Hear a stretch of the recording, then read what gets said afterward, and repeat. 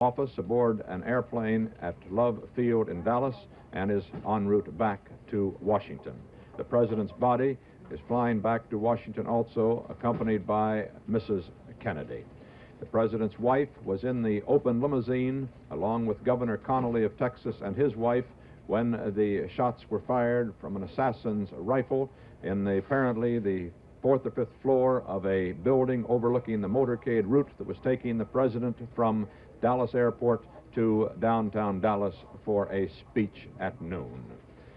The president was hit in the head and the neck. Whether by one bullet, however, or two has not been clarified. Governor Connally was hit in the chest. Mrs. Kennedy and Mrs. Connally were not hit by the bullets. A report that a Secret Service man was killed has not been clarified either. In Dallas, a Dallas policeman just a short while ago was shot and killed while chasing a suspected to the assassination in a Dallas theater. The man pulled a gun, shot one policeman, wounded another, but was captured. And when he was captured, he yelled, "It's all over now," and screaming hysterically was taken into custody by the police. Of course, we have no information whether this man is the assassin or not. A vast dragnet has gone out throughout the Dallas area for any possible suspects to the criminal act in Dallas today. Former presidents of the United States, Truman, Hoover, and Eisenhower, as far as we know, have all been informed at Independence, Kansas. Mrs. Truman said that President Truman was too shaken up to make any comment at the moment. We have not heard from former President Hoover, who is at the Waldorf Tower suite in which he lives, but has made no comment as yet. Former President Dwight David Eisenhower also is in New York, and his statement is this: "I share the sense of shock and dismay that all Americans feel at the despicable act that resulted in the death of our nation's president. Mrs. Eisenhower and I also join with all other citizens in expressing our personal grief and prayerful concern to Mrs. Kennedy and all other members of the family." That statement from former President Eisenhower. In Boston, Massachusetts, the late president's home, Richard Cardinal Cushing, a lifelong friend of the Kennedy family, made plans to leave immediately for Hyannisport to be with Mr. Joseph P. Kennedy and the president's mother, Mrs. Rose Kennedy. The Cardinal officiated at the marriage of President Kennedy and Jacqueline Kennedy in 1953. It will be a particularly poignant time for the Kennedy family next week. The two Kennedy children both have birthdays next week. John, 3, November the 25th, and Caroline, 6, on November the 27th. An entire nation has almost come to a stop today in the wake of the horrible news. The stock market, after getting the first news before it was known that the president had died, prices began to plummet, and the New York Stock Exchange and all other commodity and stock exchanges across the country closed. In New York, all the theaters were immediately darkened and will not open tonight. Schools were let out across the country.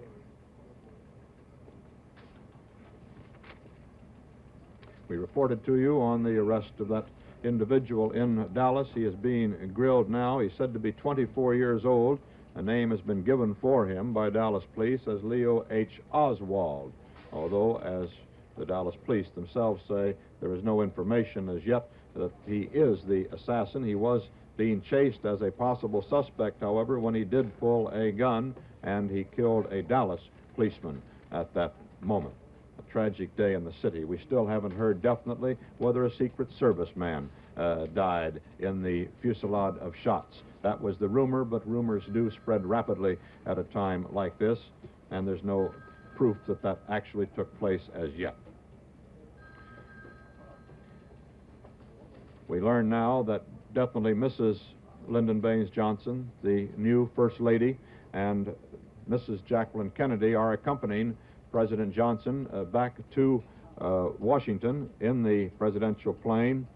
They left They left Dallas just a short while ago. They're due back in Washington at approximately 5:30, we are told, at which time President Johnson will have to take into his hands the reins of the most powerful nation in the world.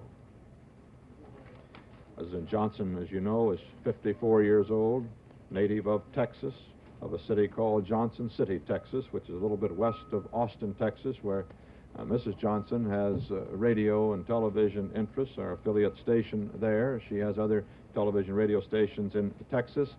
President Johnson has been interested in politics since he was a Southwest Texas State Teachers College. He studied law.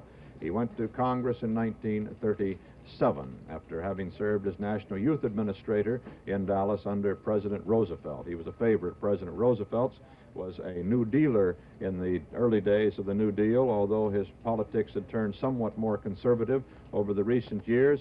He had sought the presidential nomination that was won by President Kennedy and was probably had about as good a chance as any of the runners-up when President Kennedy, then a senator from Massachusetts, swept the Democratic Convention in Los Angeles in 1960. It was a surprise when President Kennedy announced that Lyndon Johnson was his choice for vice president. And it was thought that he brought him into the ticket primarily to help swing a recalcitrant South, including the rather important state with a heavy electoral vote, the state of Texas. It was in Texas today where President Kennedy, after 3 years of that administration, met his death. Eric Severide has just moved in. Eric, do you have a word or two? Walter, I thought perhaps that we might talk a little about the new President of the United States. I've been trying to put down a few notes about the life and the nature of Lyndon Baines Johnson, a man that our thoughts will be upon very soon. He is 55, Walter, not 54. He was born in August of 1908. He's really in the prime of life for the responsibilities of the presidency, at a point where a man's experience and his energies meet at a rather high mutual level. He was born in Texas, near that hamlet called Johnson City, and the family flag flies there over the LBJ Ranch. He is a lawyer by education, a politician by instinct, and by great success. He was a very young aide to President Roosevelt during the New Deal days, working on youth projects. He first went to the House of Representatives in 1937 when he was only 29 years old, and he became the protege of Sam Rayburn, the great Texan who ran the House as Speaker longer than any man in our history, including Henry Clay.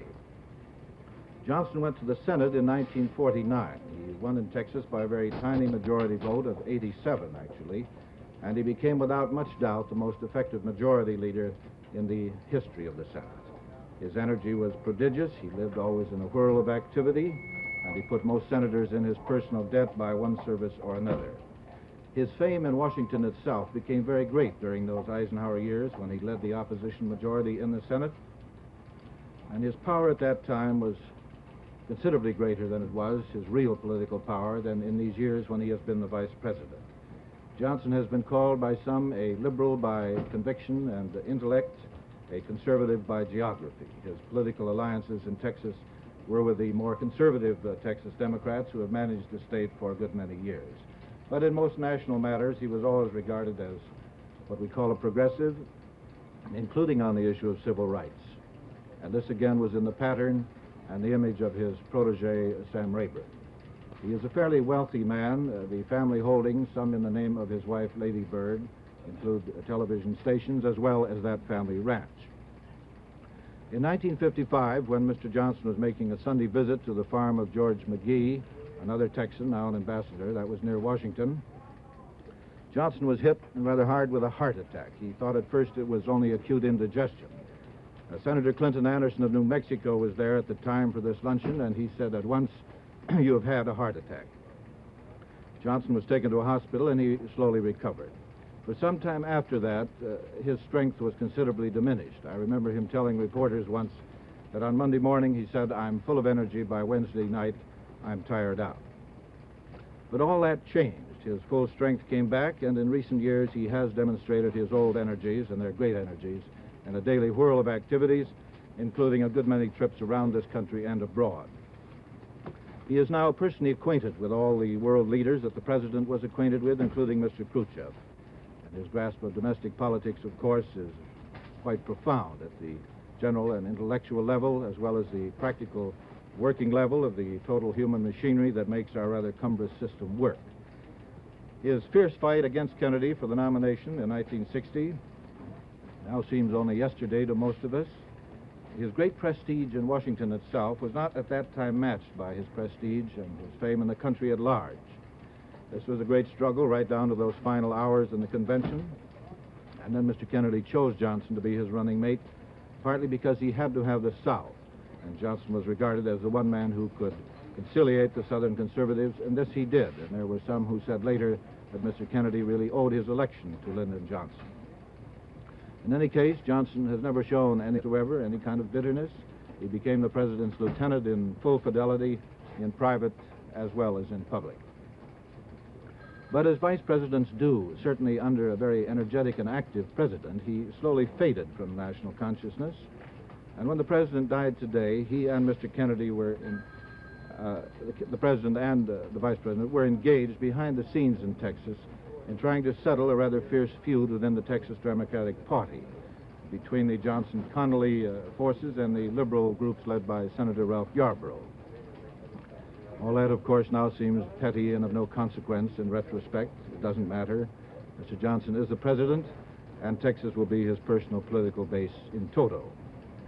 And when the sorrow of today begins to fade, when the president has been laid to rest, the machinery of the national government will take up again, and again Americans will have to think ahead, not only to what lines of policy and action the new president will follow, but of course also to the election of next year.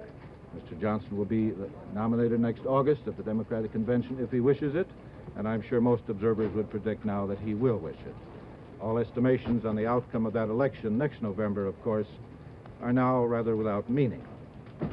The election, like the course of this great country itself, now lies with fate and the continuing nature of our times and in our world.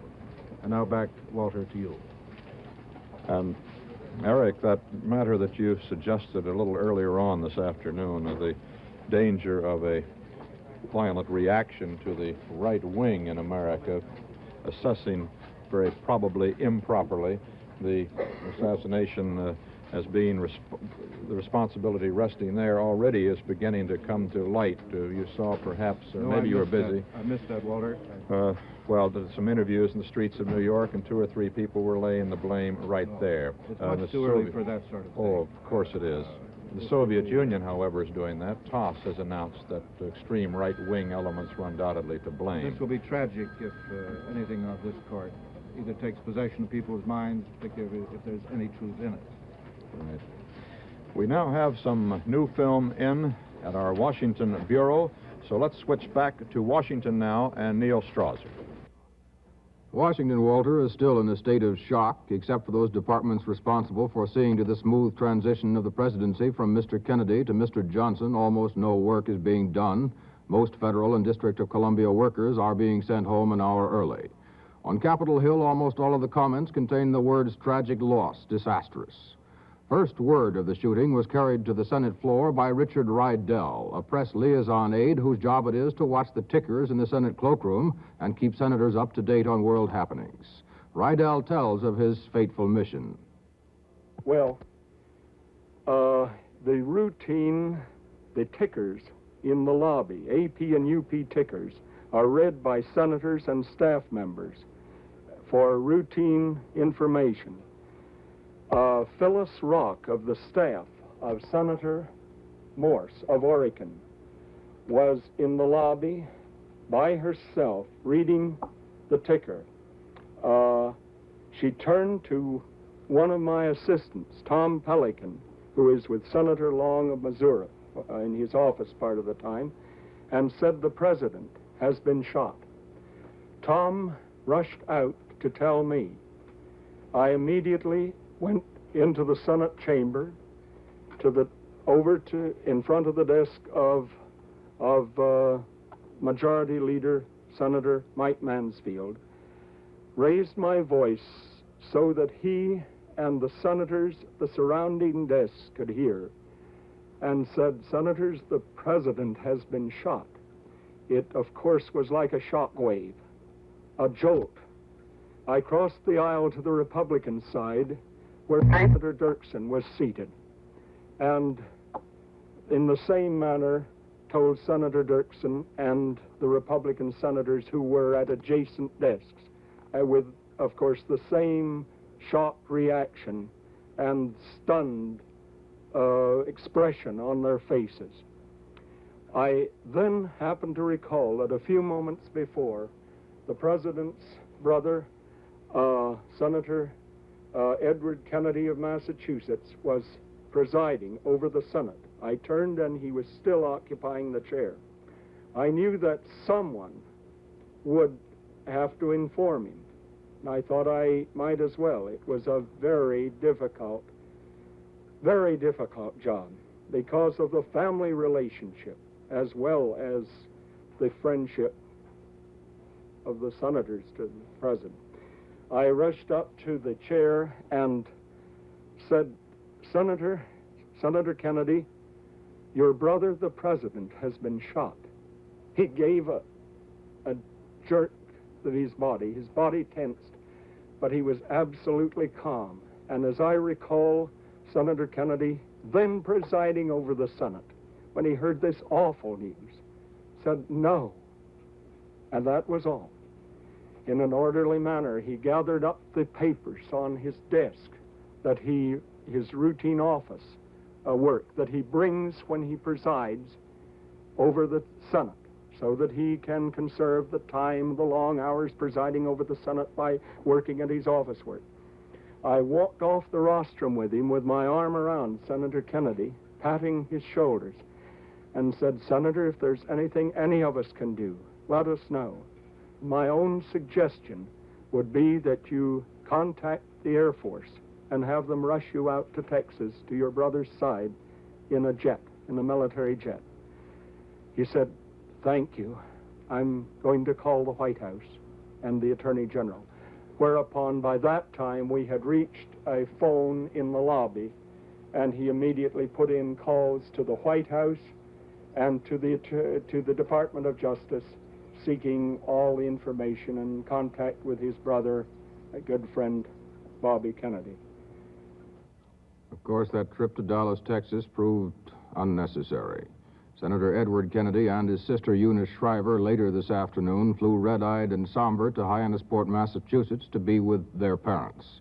The late president's youngest brother and his sister, the wife of the Peace Corps director, arrived at Andrews Air Force Base at 3:20 p.m. by helicopter and within minutes had boarded a jet for Cape Cod to be with the ailing former Ambassador Joseph Kennedy and Mrs. Rose Kennedy. This is Neil Strasser in Washington. And now let's switch back to Dallas, Texas, where Dan Rather is standing by. Dan? Walter, we have some additional film taken at and near Parkland Hospital, where President John Kennedy died. This film is in rough cut form. These are some of the witnesses in the area of the shooting. There was a great deal of disbelief at first that the president had even been shot, and even more disbelief that he was dead. This is in the area of the emergency room of the hospital, I believe. We have Eddie Barker, news director of KRLD Television and Radio, our affiliate in Dallas. Eddie, this is near the emergency room of the hospital, is it not? Yes, Dan, that is correct, and that's the Secret Service agent there who is talking to the crowd. We talked to some people who we would consider as very good sources. This is when they were getting ready to leave the hospital, and it was very difficult to get any film because Secret Service agents were quite adamant in keeping everyone back a good distance from... This is Senator Yarborough here, I believe. Senator Yarborough was one of the first to get the word of the Yes. president's death. Right. He is a Democrat of Texas, Senator Ralph Yarborough. Right. This is Father Huber from Holy Trinity Church in Dallas, who administered the last rites to the president. There were two priests in attendance, and I do not know the other one's name at this time. There were shocked people all around, as you can see from these crowds, many of them hospital employees. Quite a large crowd gathered at the hospital. Yes. There was quite a traffic jam out there. These scenes are at Parkland Hospital That's in correct. Dallas, where President John Kennedy died.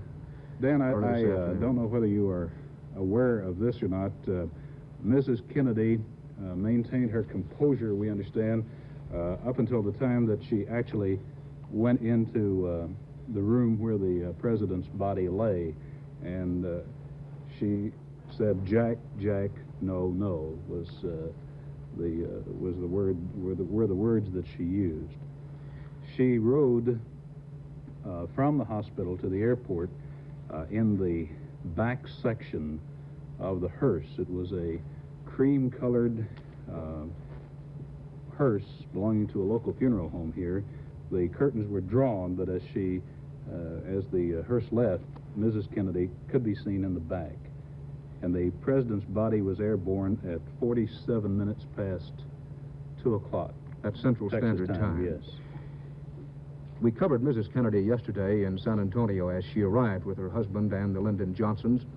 There had been some reports from the White House press corps that Mrs. Kennedy was reluctant to make the Texas trip. It had been billed in many quarters as strictly a political trip, and as Mrs. Kennedy arrived in San Antonio, she at first appeared to be rather ill at ease, but later in the day she seemed to warm up to the occasion, and I noticed today in both Fort Worth and Dallas that she really seemed to be enjoying herself. I think with Mrs. Kennedy there was some reluctance to come to the state because people would tell her, well, they're a different kind of people.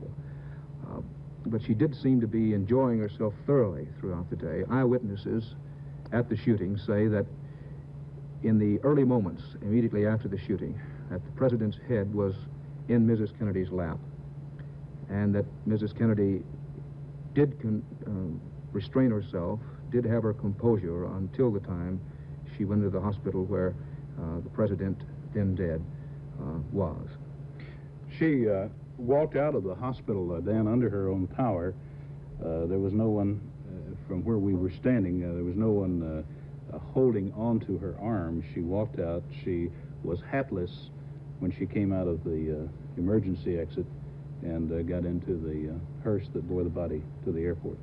Eddie, a lot of questions are going to be asked about what kind of place is Dallas, Texas.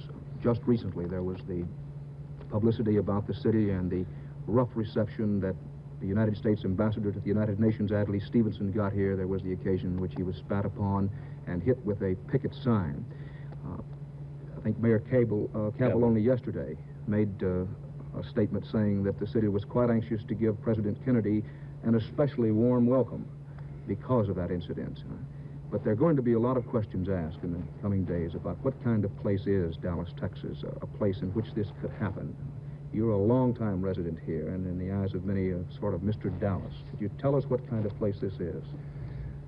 Dan, it's actually it's a very fine place, and it's a very fine city, and I know the city fathers have discussed this at great length. There is an element that has developed here in the past few years that considers itself a wing very much to the right, to the far right, and this is certainly a very small minority. I know today at the luncheon that the president was to have attended, and we were looking over the people who were there, and there were many Republicans, there were many conservative Democrats, but they were all out to welcome and honor the office of the President of the United States.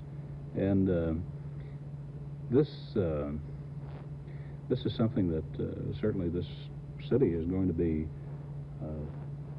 living with for a long time, but this does not in any way reflect the great majority of the people here. Politics in this town are different, certainly, than they are in a lot of places.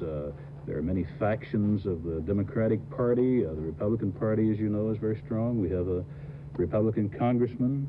We had a situation here a few years back. You may remember when Senator Johnson had his, then Senator Johnson had his problems in one of the downtown hotels. That was in the 1960 campaign. Yes, but this is a a minority group, and certainly is not a reflection of this community. Many of these leaders, I'll say in closing, when the word came today at the Trade Mart that the president was dead, they broke down and cried. It was a very moving thing.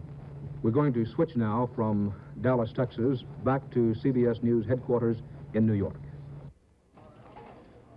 The news, as you know it, President Kennedy was assassinated in Dallas, Texas today. 12:25, he was shot in a motorcade en route to a speech in Dallas from the Dallas airport and died 35 minutes later. Lyndon Baines Johnson, 55-year-old vice president, took the oath of office in an airplane at Love Field and is flying back to Washington to take the reins of government. Governor John Connally of Texas was shot also and is in serious condition at the Parkland Hospital in Dallas. Charles Collingwood, if you want to come in and relieve me a little while, we are here at CBS News going to stay on the air throughout this day to bring you details as we have them. That presidential plane is expected back in Washington now, we're told, at 6:05 with the president's body. Charles?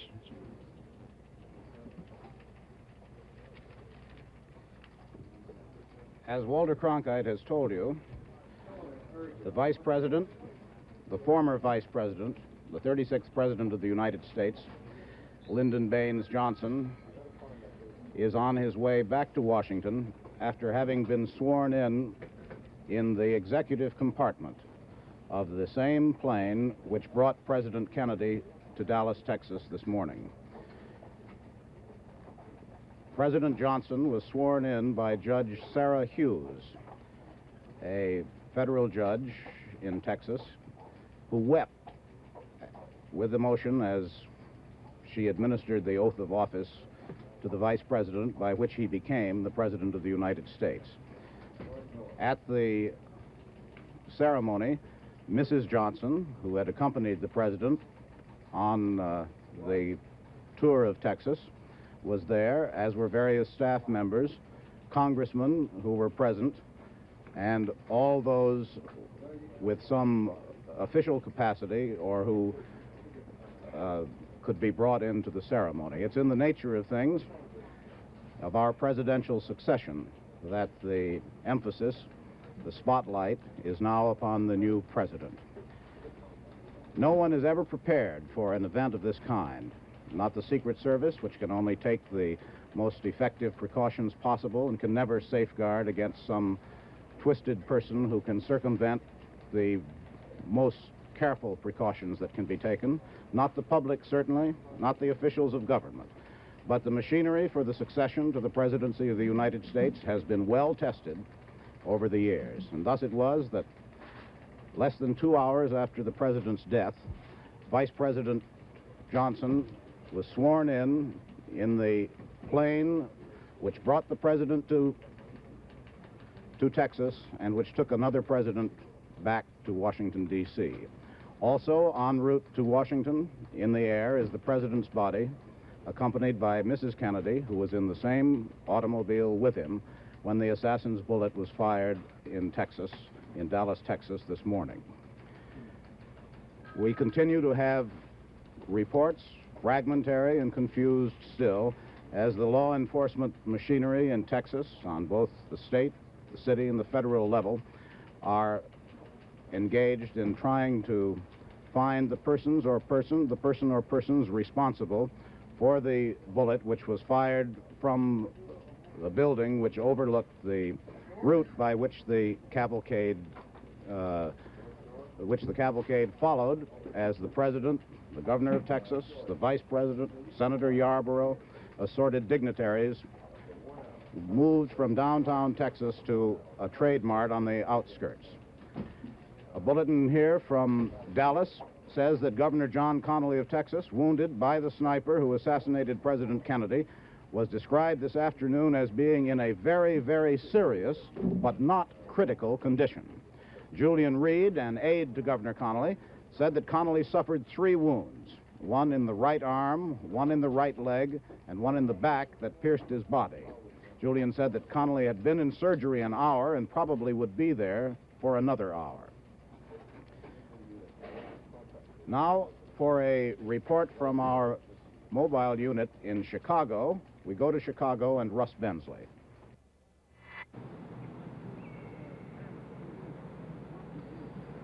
The flagstaff tells the story at the corner of State and Madison Streets. Beneath it, the bright lights, the Christmas demonstrations, but they have no joy today. Here in Chicago, the crowds who came downtown to shop are standing around in silence and sorrow in the rain. And the strange thing is, you don't even notice it's raining. And if you do notice, you don't care. Most of those who have talked to us here share the universal feeling of shock. Some have a feeling of anger. And we thought we'd let you hear how they feel. Sir, how did the news of President Kennedy's death affect you? As a man of God, I would say that I felt the impact of the sniper's bullet.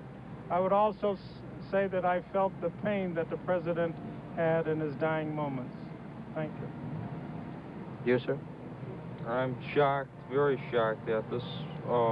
We read about many countries losing their heads of government through assassination, but I never dreamed that it would ever happen to our head of government. I'm very sad indeed. Thank you. How do you feel, sir? It was once said that history repeats itself. Look at Abe Lincoln and John Wilkes Booth. The rain you see here in Chicago is not rain, it's emotion. Sir, how do you feel? Well, I feel shocked. I can hardly express my emotion, and I hope that the country will survive. Ma'am? I can't say I'm so... Sir? I just couldn't believe it when I heard it. We were in school. All of a sudden, we were just told the president was dead. Didn't seem possible. How do you feel now? Like a daze. You don't know what's going on. Why? Why did it happen? Who would have done such a thing is the question. Sir? This is a dark day in the history of America. This man, I think, wanted to save America. He is not dead. His spirit lives. We are sorry, deeply moved over this incident here in America. I'm sorry. I just can't believe it. I feel like someone in my own family has died. I just can't believe it. Feels like a loss in the own family, and I think it's a great loss to America. I came up the street, and I thought, no, it's not true. We are not without our president. We live in a Christian country. President Kennedy was a Christian. Please God, help his wife, his family, give strength to his mother and his ailing father. We will miss a great friend and a true Christian. We will all miss one of the greatest presidents that ever was. Thank you. I was shocked when I heard it, and, well, they closed the City Hall in respect to him. Everyone else is truly sorry it happened. And that's all. Ma'am, how did the news affect you? I was shocked, deeply shocked. We've lost a very good president. He was for the poor people, and that's what we need, a president like that. Those are typical reactions in Chicago, and I imagine they're fairly typical of the reactions across the country. It is several hours now since the news broke, and the mind still reels at accepting the fact. And it will continue to be an incredible tragedy for days to come. This is how Chicago feels. This is how the nation feels. This is Russ Bensley in Chicago. Now back to CBS News in New York. That same sense of grief and disbelief is being expressed today all over the world by great people as well as by small ones. We have some late film now from Dallas, Texas, and so for that film we switch now to Dan Rather in Dallas. As we mentioned a short while ago, a number of arrests have been made in Dallas in the wake of President Kennedy's death. We have scenes of one of those arrests in the downtown area.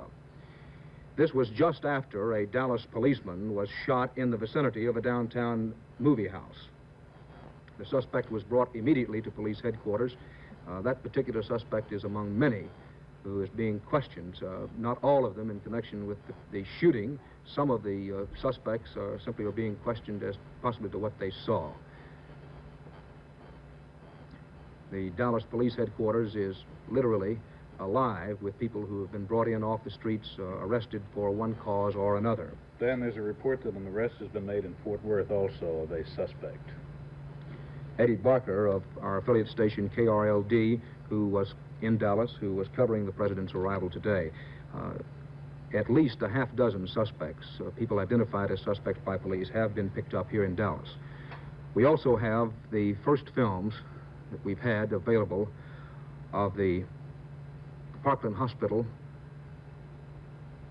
Well, these are films of a pistol taken off one suspect in the downtown area. Now, early reports said that the president had been shot with a .30 caliber weapon of some description, but that particular pistol was taken off of a suspect arrested in the downtown area. We have the films taken at Parkland Hospital at the time the ambulance carrying the body of President Kennedy. I believe these are arrival films, are they not? This is... No, this is when they're getting ready to leave, I believe, Dan. The group, the presidential party coming out of the hospital. Yes. Those particular people cannot be identified. They were part of the presidential party. The president's secretary, Mrs. Lincoln, came out about this time, but I'm not sure if that is her. This is the scene at Dallas's Parkland Hospital as the body of President Kennedy was brought out and taken to Dallas's Love Field to be flown to Washington. The body is now en route by plane to Washington. Also en route to Washington is the 36th President of the United States, Lyndon Baines Johnson. It was quite a crowd at the Parkland Hospital at this time when the President's body was taken away, but most of the crowd was away from that particular section of the hospital.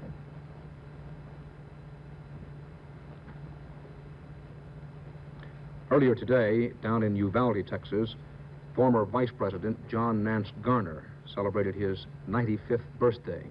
Mr. Garner refused to grant any interview as such, but in the course of a conversation with reporters, this was some 2 hours before President Kennedy was shot and killed in Dallas.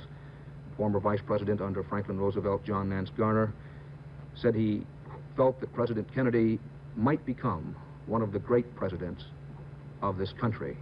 Former Vice President Garner, a longtime friend of Lyndon Johnson. This is another scene at Dallas Police Headquarters, suspects being brought in, suspects rounded up in practically all sections of town. We mentioned earlier that some rifle shells were found in an upper story of a multi-story building right across the street from where President Kennedy was shot. Police ringed that building and made a systematic search of it, but they did not arrest any suspect inside the building. Police have taken a number of weapons off persons that they believe to have been in the crowd.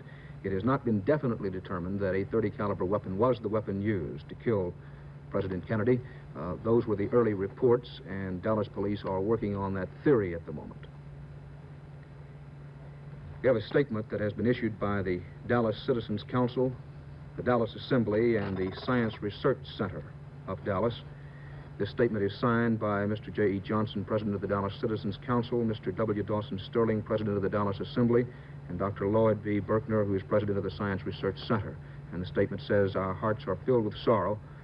We are deeply distressed and grieved that the respectful and enthusiastic welcome in progress for our President was terminated by an act of lunacy." This is Dan Rather in Dallas, Texas, with Eddie Barker, back now to CBS News headquarters in New York. While the new President of the United States, President Lyndon Baines Johnson, sworn in the executive cabin of the presidential plane within 2 hours after President Kennedy's death, while the new president is flying back to Washington, reports come in from all over the world of the universal sense of shock, grief, and disbelief with which the news of the president's assassination was greeted. In England, British television stations told their viewers tonight that President Kennedy had been killed and then suspended regular broadcasts. The British Broadcasting Corporation and the Independent Television Network went on the air playing funeral music in honor of the president. All in small groups and in large ones and individuals all over Europe, this sense of grief and heartbreak was expressed. President Charles de Gaulle said that President Kennedy died like a soldier under fire for his duty and in the service of his country. De Gaulle went on, "In the name of the French people, ever the friend of the American people, I salute this great example and this great memory." Other European leaders joined in similar tributes. In this country, former President Harry S. Truman, who himself succeeded to the presidency on the death of President Roosevelt, and who himself was an intended victim of assassins' bullets 13 years ago, President Truman was too stricken by the news of President Kennedy's assassination to comment immediately, but Mrs. Truman said that the former president would issue a statement later. Truman was at his home in Independence when he heard the news of President Kennedy's death. Richard Nixon, who ran against President Kennedy for the presidency of the United States, said, "The assassination of the president is a terrible tragedy for the nation. Mrs. Nixon and I have sent a personal message expressing our deepest sympathy to the members of the family in this hour of sorrow." In Washington, the nation's leaders of both parties expressed their grief and sorrow. For that report, we go now to Neil Strasser in Washington.